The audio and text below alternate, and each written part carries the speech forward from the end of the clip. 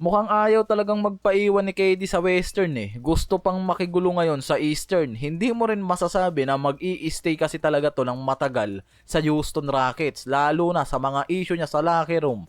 At meron pang burner account na hanggang ngayon hindi pa rin natatapos na issue sa kanya. May mga lumalabas pa ngayon na may workout game siya na hindi kasama yung mga teammate niya sa Rockets. Gusto yatang magsolo eh. Malinaw na interesado kasi ang Detroit Pistons na magdagdag ng superstar katabi nitong si Cade Cunningham at itong si Kevin Durant yung matagal na nilang tinatarget. Opening pa lang ng free agency, ang Piston nare-report ng sumusubok na makakuha itong si KD sa Rockets eh. Ang problema kasi, wala rin silang balak na isugal yung mga draft capital nila para sa winnow mode. Yung lumalabas pa na report, sinubukan nilang ibigay itong si Jalen Duren pero blinak agad yan ng Rockets. Hindi sila interesado. Dito sa center meron na silang Baby Jokic. Si Brett Siegel mismo yung nagsabi, kung sakaling magiging available talaga si Durant ngayon sa trade market, ang Piston ang team na nasa unahan ng listahan talaga dyan dahil sa magandang connection nitong si Cade sa kanya outside the league. Isa pa, kailangan ng Piston ng elite scorer katulong ni Cade sa playoffs eh. Yan na lang yung kulang para maging legit champion contender sila. May 60 game win sila nung regular season. Ang problema, pagpasok ng playoffs, malinaw na kulang pa rin sila ng elite scorer na may playoffs experience.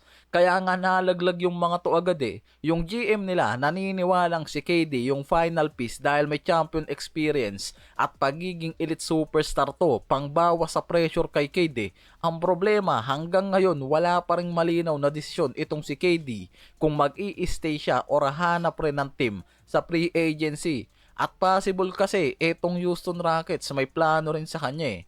Base kasi kay Jake Fisher ngayon, walang balak ang Rockets na i-trade muna itong si Kevin Durant. Maraming teams yung nag-a-acquire kay KD sa offseason na to. Pero base sa mga report, paulit-ulit na sinasabi ng front office ng Rockets na wala silang balak i-trade si KD ngayon. Dahil naniniwala yung GM ng mga to na ang roster move nila nung nakaraang season walang mali eh. Inabot lang sila ng problema nung first round playoffs dahil yung availability nga ni KD. Kaya ngayon ang Rockets malinaw na tinanggihan lahat ng offer sheet ng mga teams na nag-a-acquire para makuha si KD. Yung lagay naman ngayon nitong si Joel Embiid, mukhang nasa perfect shape ng araw yan para sa next season. Sa kanya na rin naman na mismo nanggaling na 100% siyang healthy na babalik sa Sixers. Ngayon may mga practice game at workout na nakikita sa kanya na nakikita ngayon na talagang nasa magandang kondisyon siya. Yung mga analyst nakikitang magandang sign naman yan, yung pagiging healthy niya para mag-contend kasama sila LeBron at Jaylen Brown. Yan yung inaasahan din kasi mismo nila eh. Kailangan nga raw nitong maging 100%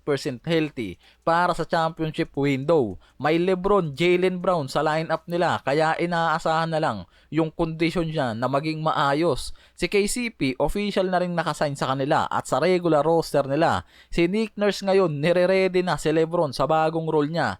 Inaasahan ni Nick Nurse talaga na si LeBron yung magbibigay ngayon ng magandang offensive creator, point guard talaga. Parang gustong gawin ni Nick Nurse yung role ni LeBron sa Lakers noong 2019 na naging point guard eh. Kung saan mismo nag-success kasi yung role niya na yan. Meron siyang 20 points per game, 7 assists, 6.1 rebounds pa rin. Kaya nga nakikitang possible, effective pa rin talaga itong si LeBron na maging primary playmaker, offensive focal point, and veteran leader nila ngayon sa Sixers eh. Wala namang reklamo sila Jaylen Brown, itong si Tyrese Maxey at Embiid dyan. Ang Dallas Mavericks naman ngayon humihingi na lang ng protected first round pick kapalit nitong si PJ Washington. Mas mababa yung asking price na yan kaysa sa unang report na naghahanap sila ng unprotected first round pick sa market.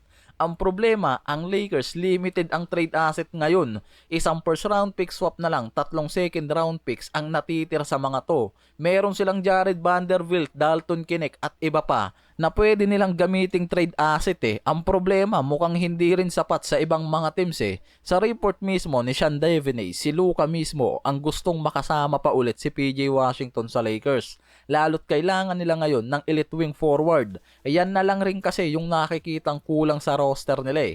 Kaya sa report mismo, si Luka ang active na kumikumbinse sa front office para pag-aralan mismo nila yung possible trade para kay Washington. Depende kung susubukan ulit sumugal nitong Lakers front office sa kung anong gusto ni Luka eh. Sa bagay, binigay na rin naman lahat ngayon eh.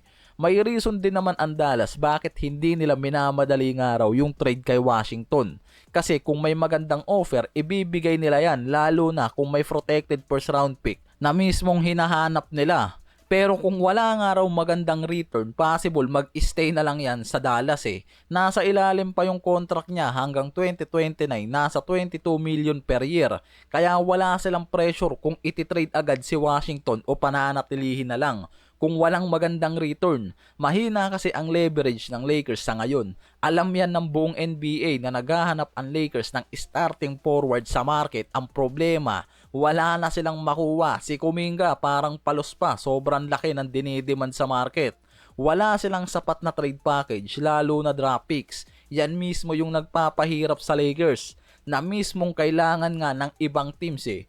Pero kung si Luka mismo ang magsasuggest na kuhain itong si Washington ngayon, possible isugal nila yung natitira nilang draft asset para dito kay Washington. At gagamit rin sila ng mga salary fillers para i-match yung salary niyan. Yan na lang yung nakikitang paraan dyan sa Lakers eh.